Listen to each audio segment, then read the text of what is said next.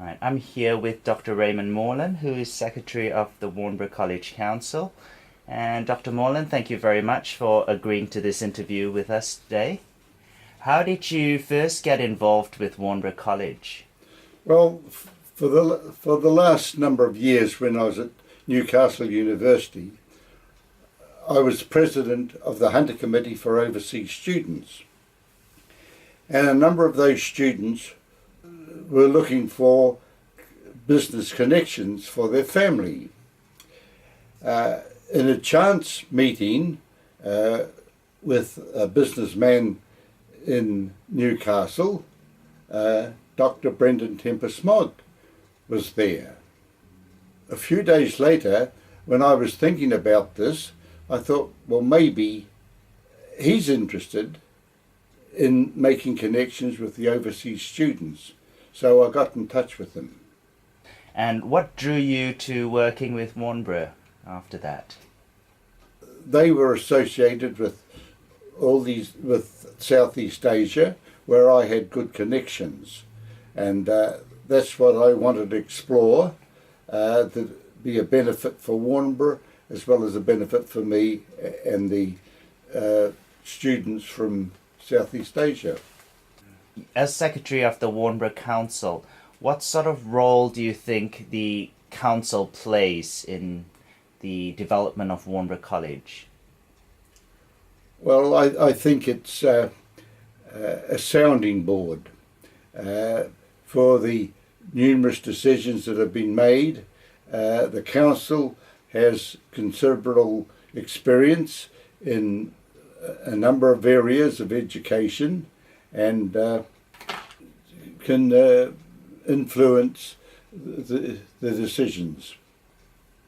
And given how competitive the education industry is today, do you think there is a place for an institution like Warnborough College? I think it's the future. I think the traditional universities are now finding the financial burden of their magnificent areas of real estate in the centre of the cities are too much, that their magnificent buildings, the maintenance is far too much, and that's where all their money is going, not to education. Warnborough doesn't have that burden of real estate, and that's to their advantage and to the students' advantage. At the 40th anniversary celebrations, a scholarship was named in your honour. What type of qualities would you expect the recipients to have in order to receive your scholarship? Wanting to improve, wanting to develop what talents they have. Not everyone has the same advantages of early education, and they can fall behind. Well, I hope the scholarship gives these students an opportunity to make up this ground and get ahead. And what are you personally passionate about? Giving the underdog, those who don't have the opportunities, giving them the opportunities they deserve. And where do you think Warnborough should focus its efforts on in the next few years? There are many areas in Southeast Asia, Asia generally, and Africa that's expanding. But there are many people being left behind who deserve an opportunity. And I think this is where Warnborough, with its traditional approach, can give these people the opportunity. One of the criticisms that people always level at Warnborough is that perhaps it's just a distance learning school and it does not have anything that brings its students together. But you have travelled around the world on various Warnborough activities, so perhaps you could shed some light into that.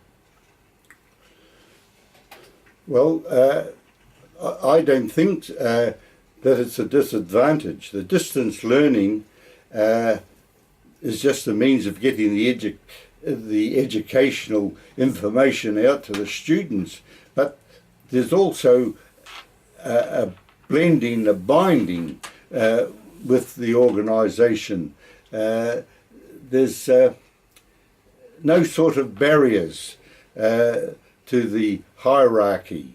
It's easy to approach and get information, and this is what I find, that there's this flexibility that's so important.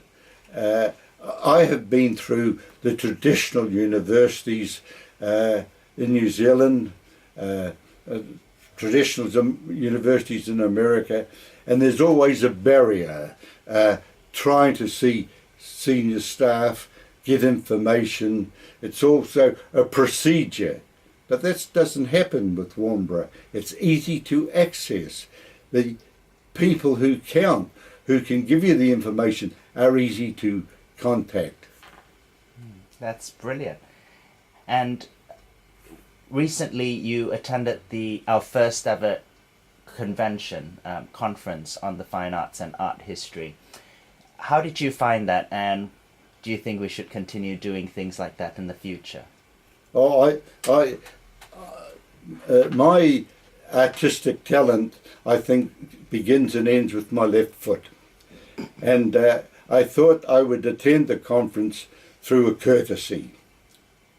But once I got there and the conference started, the speakers, I found that I was involved. I was interested. This is good.